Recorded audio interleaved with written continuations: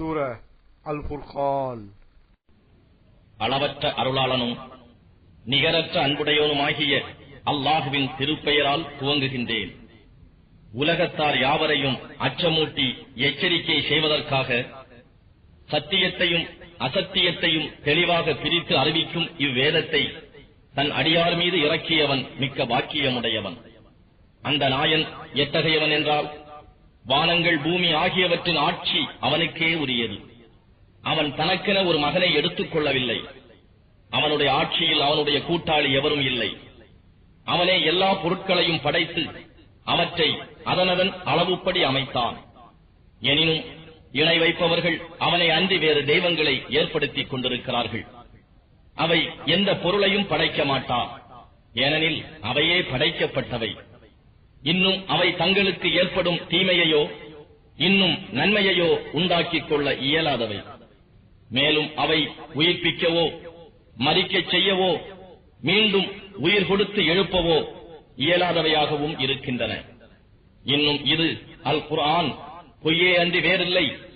இதை இவரே இட்டுக்கட்டிக் கொண்டார். இன்னும் மற்ற மக்கள் கூட்டத்தாரும் இதில் அவருக்கு உதவி புரிந்துள்ளார்கள் என்றும் நிராகரிப்பவர்கள் கூறுகின்றனர். ஆனால் இப்படி கூறுவதன் மூலம் திடனாக அவர்களே ஓர் அநியாயத்தையும் பொய்யையும் கொண்டு வந்துள்ளார்கள். இன்னும் அவர்கள் கூறுகிறார்கள், இன்னும் அவை முன்னோர்களின் கட்டுக்கதைகளே, இவற்றை இவரே எழுதுவித்துக் கொண்டிருக்கிறார். ஆகவே அவை அவர் முன்னே காலையிலும் மாலையிலும் ஓதி காண்பிக்கப்படுகின்றன.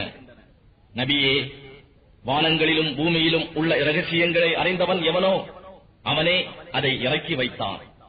நிச்சயமாக அவன் மிக மன்னிப்பவனாகவும் மிக்க கிருபை செய்வோனாகவும் இருக்கின்றான் என்று கூறுவீராக. மேலும் அவர்கள் கூறுகிறார்கள், இந்த ரசூலுக்கு என்ன? இவர் மற்றவர்களைப் போலவே உணவு உண்கிறார், கடை வீதிகளில் நடக்கிறார். இவருடன் சேர்ந்து அச்சமூட்டி எச்சரிப்பதற்காக ஏன் ஒரு மலக்கு வானவர் அனுப்பப்பட்டிருக்க வேண்டாமா? அல்லது இவருக்கு ஒரு புதையல் அளிக்கப்பட்டிருக்க வேண்டாமா? அல்லது அதனின்று நாம் உண்பதற்கு ஒரு பழத்தோட்டம் உண்டாகி இருக்க வேண்டாமா என்றும் கூறுகின்றனர். அன்றியும் இந்த அநியாயக்காரர்கள் மோமீன்களை நோக்கி, சூனியம் செய்யப்பட்ட ஒரு மனிதரையே அன்றி வேறு எவரையும் நீங்கள் பின்பற்றவில்லை என்றும் கூறுகிறார்கள். நபியே, உமக்காக அவர்கள் எத்தகைய உவமானங்களை எடுத்துக் கூறுகிறார்கள் என்பதை நீர் பாரும். அவர்கள் வழிகிட்டு போய்விட்டார்கள். ஆகவே அவர்கள் நேரான மார்க்கத்தை காண சக்தி பெற மாட்டார்கள். நபியே, இந்நிராகரிப்போர் சொல்வதை விட மேலான சுவன தோட்டங்களை உமக்காக உண்டாக்குவானே, அந்த நாயன் பாக்கியம் மிக்கவன். அவற்றின் கீழே ஆறுகள் சதா ஓடிக்கொண்டிருக்கும். இன்னும் உமக்காக அங்கு மாளிகைகளையும் அவன் உண்டாக்குவான். எனினும் அவர்கள் இறுதி விசாரணை காலத்தையே பொய்ப்பிக்க முற்படுகின்றனர். ஆனால் நாம் அந்த காலத்தை பொய்ப்பிக்க முற்படுபவனுக்கு நரக நெருப்பை சித்தம் செய்திருக்கிறோம். அந்நரகம் இவர்களை வெகு தொலைவில் காணும் போதே அதற்கே உரித்தான கொந்தளிப்பையும் பேரிரைச்சலையும் அவர்கள் கேட்பார்கள். மேலும் அந்நரகத்தின் ஒரு நெருக்கமான இடத்தில் அவர்கள் சங்கிலியால் கட்டி எறியப்பட்டால் அவ்வேதனையை தாங்க மாட்டாமல் அதைவிட அழிவே மேல் என அங்கே வேண்டி அழைப்பார்கள். இந்த நாளில் நீங்கள் ஓர் அழிவை அழைக்காதீர்கள், இன்னும் பல அழிவுகளை வேண்டி அழையுங்கள் என்று அவர்களிடம் கூறப்படும். அத்தகைய நரகமானது நல்லதா? அல்லது பயபக்தி உடையவர்களுக்கு வாக்களிக்கப்பட்டுள்ள நித்திய சொர்க்கம் நல்லதா? அது அவர்களுக்கு நற்கூலியாகவும் அவர்கள் போய் சேரும் இடமாகவும் இருக்கும் என்று அவர்களிடம் நபியே நீர் கூறும். அதில் அவர்களுக்கு விரும்பியதெல்லாம் கிடைக்கும். அதில் அவர்கள் நிரந்தரமாக தங்குவார்கள். இதுவே உம்மிடம் வேண்டி பெறக்கூடிய வாக்குறுதியாக இருக்கும். இணை வைத்து வணங்கியவர்களையும் அல்லாஹ்வை அன்றி அவர்கள் வணங்கிக் கொண்டிருந்தவற்றையும் ஒன்று சேர்க்கும் நாளில் அத்தெய்வங்களை நோக்கி, என்னுடைய இந்த அடியார்களை நீங்கள் வழிகெடுத்தீர்களா? அல்லது அவர்கள் தாமாகவே வழிகெட்டு போனார்களா என்று இறைவன் கேட்பான்.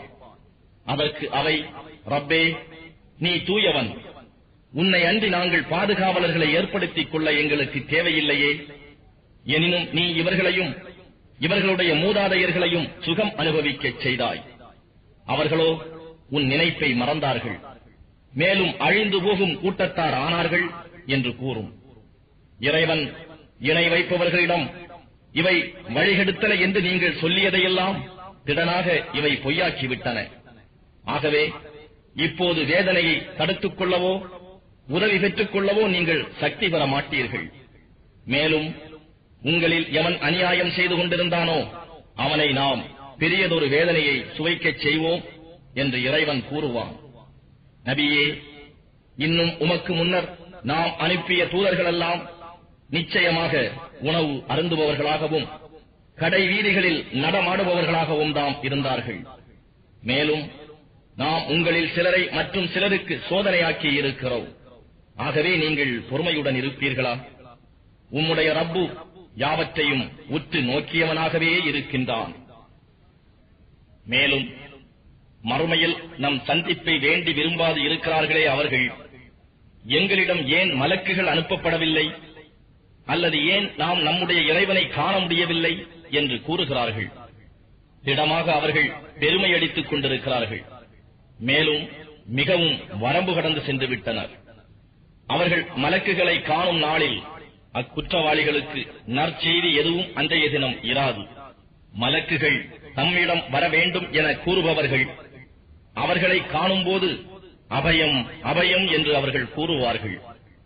இன்னும் நாம் அவர்கள் இம்மையில் செய்த செயல்களின் பக்கம் முன்னோக்கி அவற்றை நன்மை எதுவும் இல்லாது பரத்தப்பட்ட புழுதியாக ஆக்கிவிடுவோம். அந்நாளில் சொர்க்கவாசிகள் தங்கும் இடத்தால் மேலானவர்களாகவும் சுகம் அனுபவிக்கும் இடத்தால் அழகானவர்களாகவும் இருப்பார்கள்.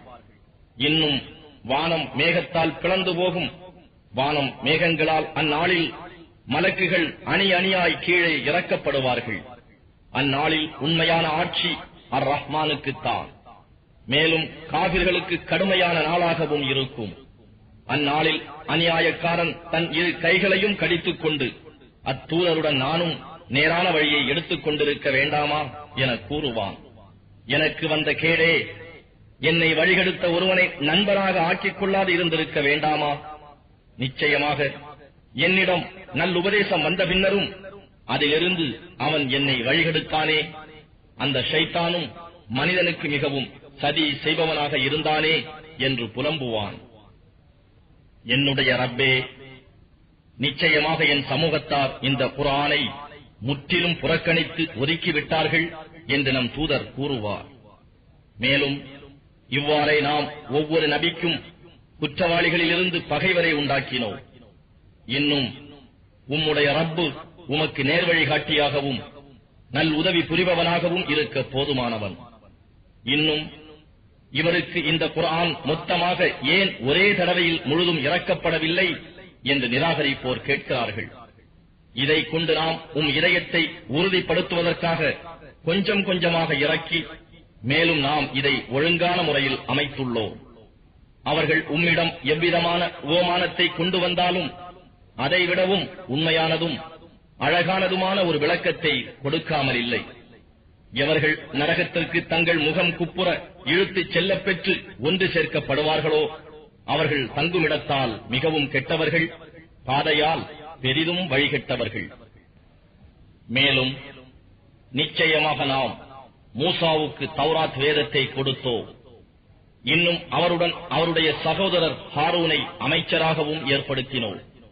ஆகவே நாம் நீங்கள் இருவரும் நம் அத்தாட்சிகளை பொய்ப்பித்தார்களே, அக்கூட்டத்தாரிடம் செல்லுங்கள் என்று கூறினோம். பின்னர் அவ்வாறு பொய்ப்பித்தவர்களை முற்றும் அழித்தோம். இன்னும் நூஹின் சமூகத்தவர்கள் அவர்கள் நம் தூதர்களை பொய்யாக்கிய போது நாம் அவர்களை மூழ்கடித்தோம். அவர்களை மனிதர்களுக்கு ஓர் அத்தாட்சியாகவும் ஆக்கி வைத்தோம். மேலும் அநியாயக்காரர்களுக்கு நோவினை செய்யும் வேதனையை நாம் சித்தப்படுத்தி இருக்கிறோம். இன்னும் ஆது சமூது கூட்டத்தாரையும் ரஸ் அகழ் வாசிகளையும் இவர்களுக்கு இடையில் இன்னும் அநேக தலைமுறையினரையும் நாம் தண்டித்தோம். அவர்கள் ஒவ்வொருவருக்கும் நாம் பல உதாரணங்களை கூறினோம். பின்னும் அவர்கள் செய்யவே அவர்களை நாம் முற்றிலும் அழித்தோம். இன்னும் நிச்சயமாக நிராகரிப்பவர்கள் ஒரு தீமையான கல்மாறி பொழிவிக்கப்பட்ட ஊருக்கு சென்றிருக்கிறார்கள். அதனையும் இவர்கள் பார்க்கவில்லையா? எனினும் மரணத்திற்கு பின் உயிர் கொடுத்து எழுப்பப்படுவதை இவர்கள் நம்பவே இல்லை.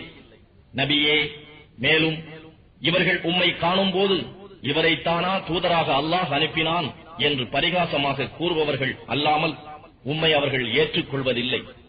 நாம் நம் தெய்வங்களின் மீது உறுதியாக இல்லாதிருந்தால் நம்முடைய தெய்வங்களை விட்டும் திருப்பி நம்மை இவர் வழிகெடுத்தே இருப்பார் என்றும் அவர்கள் கூறுகின்றனர்.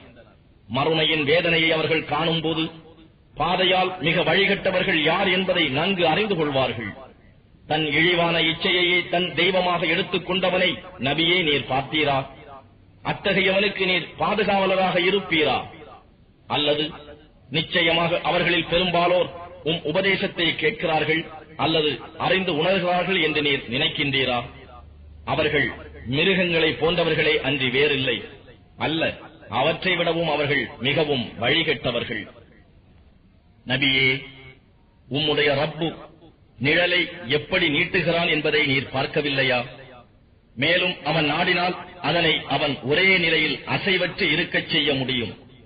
நபியே, பின்னர் சூரியனை நாம் தாம் நிழலுக்கு ஆதாரமாக ஆக்கினோம். பிறகு நாம் அதனை சிறுக சிறுக குறைத்து நம்மிடம் கைப்பற்றிக் கொள்கிறோம். அவன்தான் உங்களுக்கு இரவை ஆடையாகவும் நித்திரையை இளைப்பாறுதலாகவும் ஆக்கியிருக்கின்றான். இன்னும் அவனே பகலை உங்கள் உழைப்புக்காக ஒளி வீசி பிரகாசிக்கவும் ஆக்கியிருக்கின்றான். இன்னும் அவன்தான் தன்னுடைய கிருபை மழைக்கு முன்னே காற்றுகளை நன்மாராயமாக அனுப்பி வைக்கின்றான். மேலும் நபியே, நாமே வானத்திலிருந்து தூய்மையான நீரையும் இறக்கி வைக்கிறோம். இறந்து போன பூமிக்கு அதனால் உயிரளிக்கிறோம்.